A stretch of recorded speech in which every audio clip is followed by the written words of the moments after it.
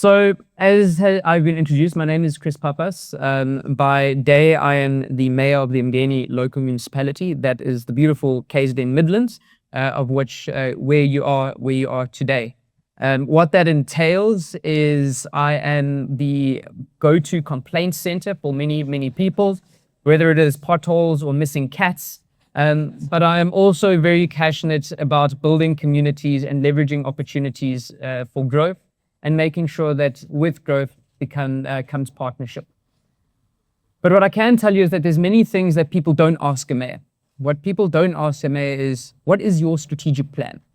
What is your governance framework?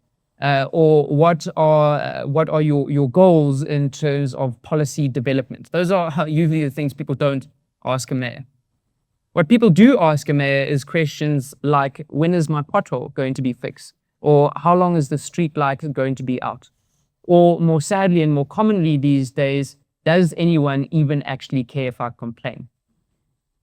These questions for me are far more valuable and actually far more important than any political debate that takes place in our country. These questions tell you whether or not people still believe in the systems that exist to be able to produce development and create opportunities within our society. I inherited a municipality that was largely broken. It had broken systems, broken policies. People stopped believing in a system to a point where dysfunction became normal, where people started to plan around dysfunction. I think for many of us, that's what happens in our lives. It doesn't matter where you are in the country. Your business buys a generator because the lights are going to be off more than they are on.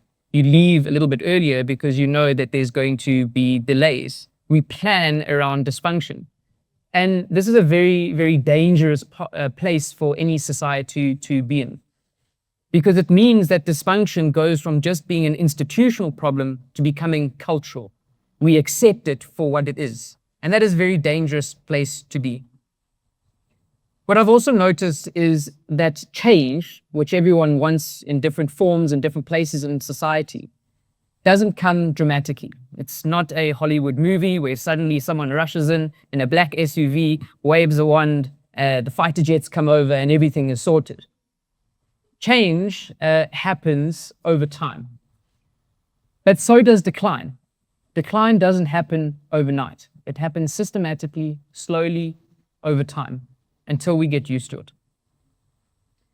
To a point where progress sounds unrealistic. When we start talking about things being fixed, people say, well, actually, that doesn't sound like it's realistic. We become eternal pessimists in everything that we talk about. But over time, what I've learned in this process is that fixing something is actually not random. Fixing something, I mean, it sounds profound, right? Fixing something is not random, whether it's your town, your business, or your personal life. But it follows a surprisingly predictable pattern. And there are three phases in this pattern. The first phase is what I call disruption.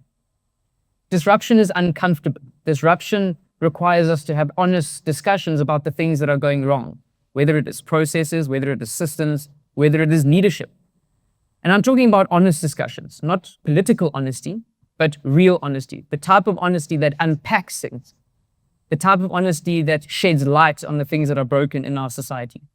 It requires difficult decisions, not easy decisions. And often it is really popular. People push back. People don't like accountability. People don't like change. People don't like us to see when you've uncovered things that have gone wrong. And when you start confronting these things, you get that resistance. What many of us also do is see this change or this disruption as failure, right? Because when you disrupt things often get worse in the beginning, right? It's uncomfortable, it's exhausting, we retreat because it is disrupted.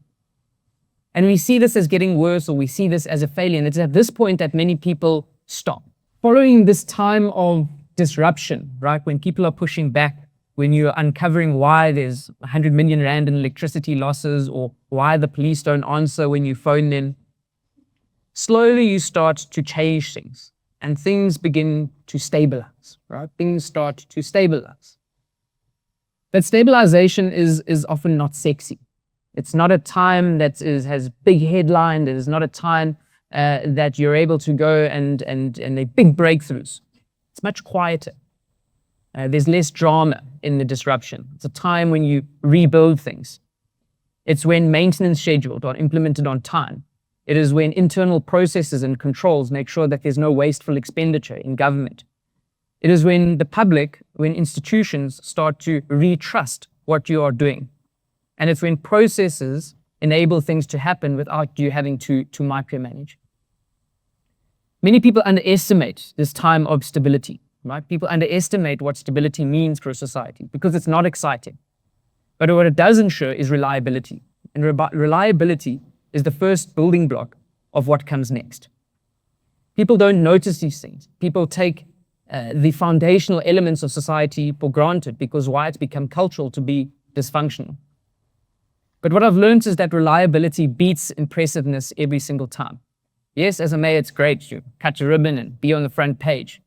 But that lasts 1 week in terms of the news headlines, right? And people will quickly forget when they drive through the pothole on the way home.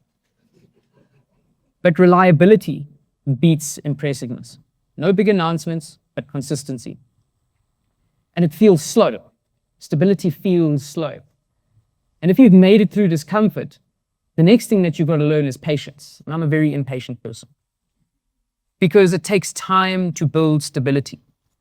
It can be repetitive, almost boring at times, and it has to be disciplined. If you want people to invest, you need confidence. And if you want confidence, you need predictability. And all of this comes with systems and processes that you put in place as part of stability. And over time, something starts to emerge. Momentum, right? Momentum starts to emerge. And that's the next phase, from disruption to stability to momentum. Now, momentum is quite interesting because you see it before you can measure it, right? It's things that happen on a daily basis. It's when progress becomes visible, even before you can measure it. Things start to look different. The town looks different. The street lights are a bit brighter. The refuse is collected on time, whatever it means for your organization or for you in your personal life. It means young people start to believe that they have a future again in that particular area. It is momentum. And the interesting thing, or the great thing about momentum, is that momentum feeds itself, right? When you have predictability, you have confidence. When you have confidence, you have investment. When you have investment, you have growth. When you have growth, you have more confidence. You have more predictability, you have more investment, and you have more growth. And this is the time when you really start to see the fruits of your labor during disruption. The interesting thing is that the community also starts to see it.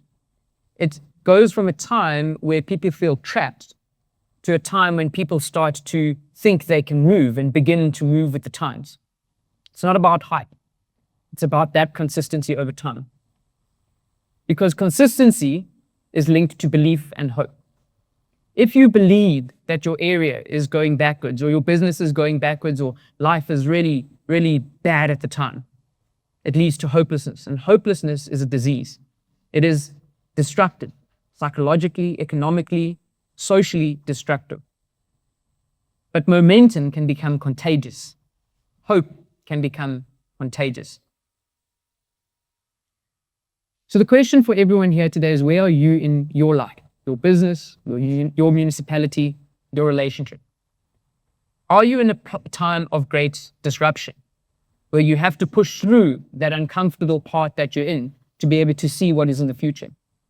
Are you in a time of stability where you're getting impatient about the repetitive things that lead to a stable environment?